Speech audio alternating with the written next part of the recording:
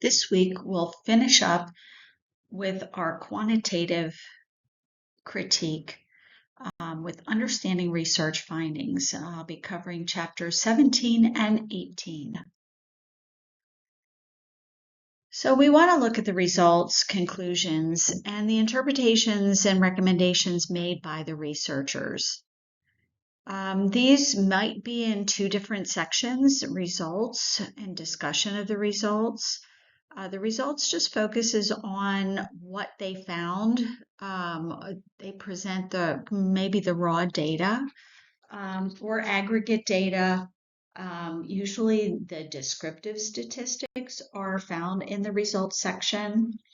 There might be an analysis section where the inferential statistics are done. And then there should be a discussion of the results. And it should focus on the remaining topics. So as you're reading through your research report, you should be looking for the statistical analyses, the data analysis or the analysis. It should present and reflect the analysis of each research question or hypothesis. So when you're reading through your research report article, you should be reflecting too back on what those researchers stated as their hypothesis or their question.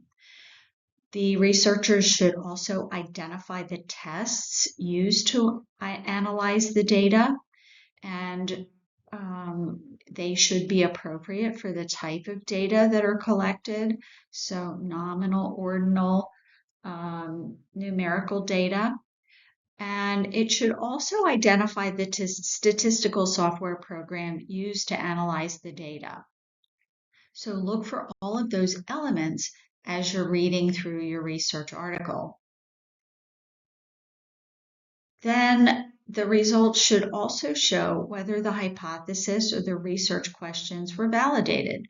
Did the results show that the hypothesis was accepted or rejected? Was it partially or fully supported? So look for those specific words or phrases as you're reading through the results or the analysis section of your research article. And make sure, as always, that you are also reflecting on that research question or hypothesis. That last bullet point there, studies with findings that do not support the hypotheses or research questions, that doesn't mean that the research failed. It just means that they can suggest limitations or suggest other areas of study. A lot of times, quantitative researchers will include tables and figures to help organize the data or help visualize the data. When you're writing about tables and figures in your critique, please don't refer to table 1 in the research article because you're not going to be including a table in your critique. So just generalize those statements that tables and figures were used to visualize or organize the data. And did it make sense? Were those tables appropriate for the type of data that were collected? Were they relevant to the research question? Things like that. Moving on to the discussion section. This is where the researchers get to discuss their findings. They talk about the study limitations and the statistical and clinical significance of their findings. They should also be making recommendations for practice, education, or future research.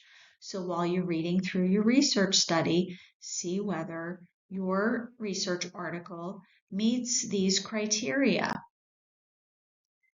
You may see confidence intervals noted in the analysis section, and that provides the level of confidence that the range of values contains the true population mean. You want to look for generalizability. So can the research results be inferred that the same things will happen beyond just the sample to the general population? Do the researchers make recommendation for practice, for theory, or for future research? These are typical in a well-designed and well-written research article. And then this slide and the following 2 slides gives you those questions to ask yourself and compare to your selected quantitative research article.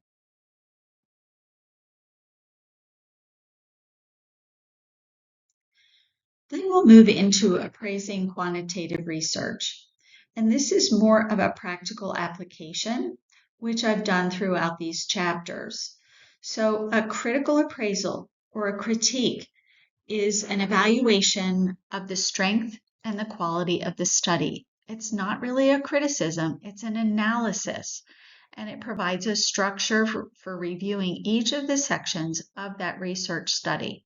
I've tried to break it down in these mini lectures of what you are expected to write in your critiques.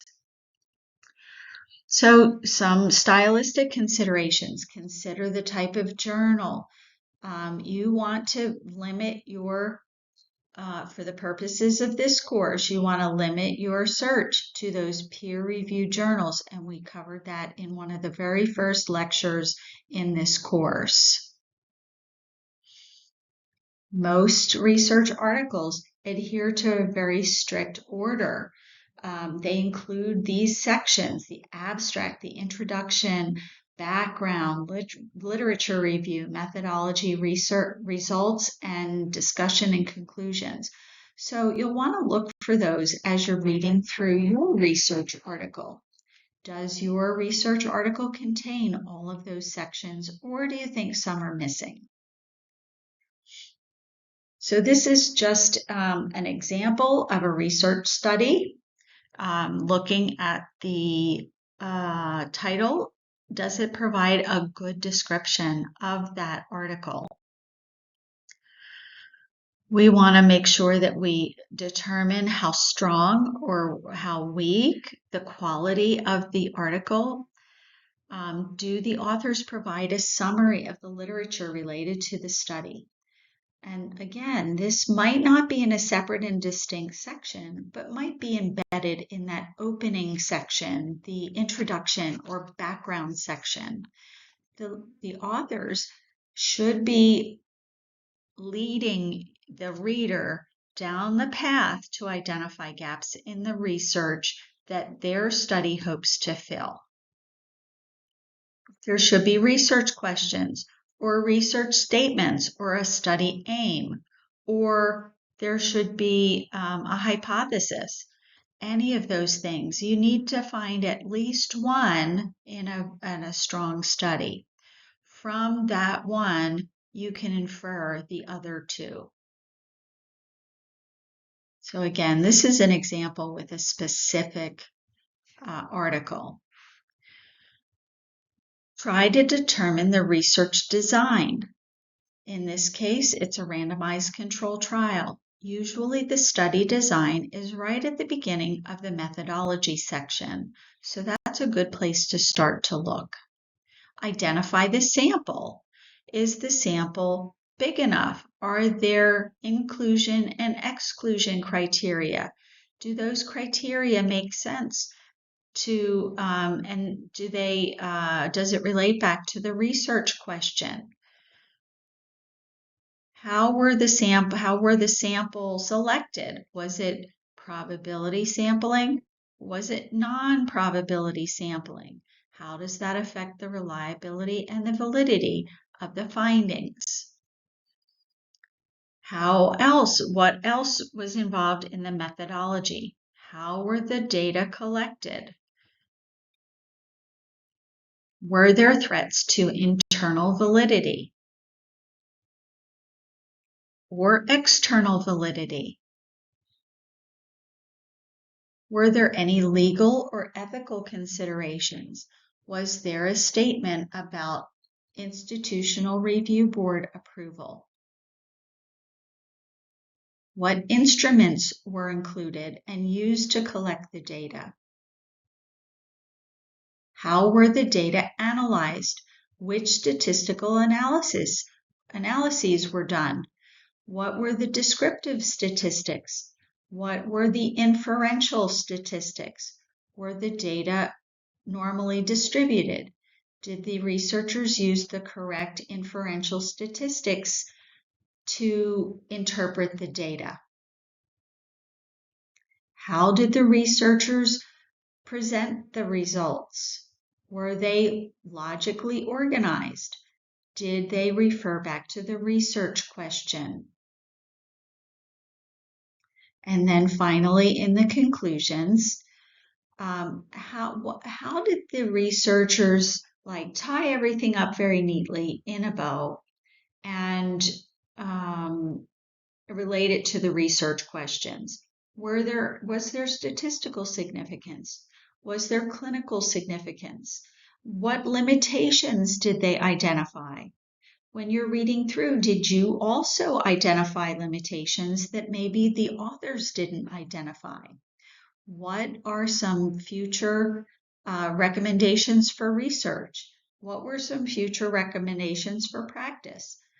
These are all very good things to think about and answer in your critique. I hope that this lecture made sense. If you have any questions about this lecture, please don't hesitate to reach out. You can find my contact information in Canvas and also on the syllabus. Thank you.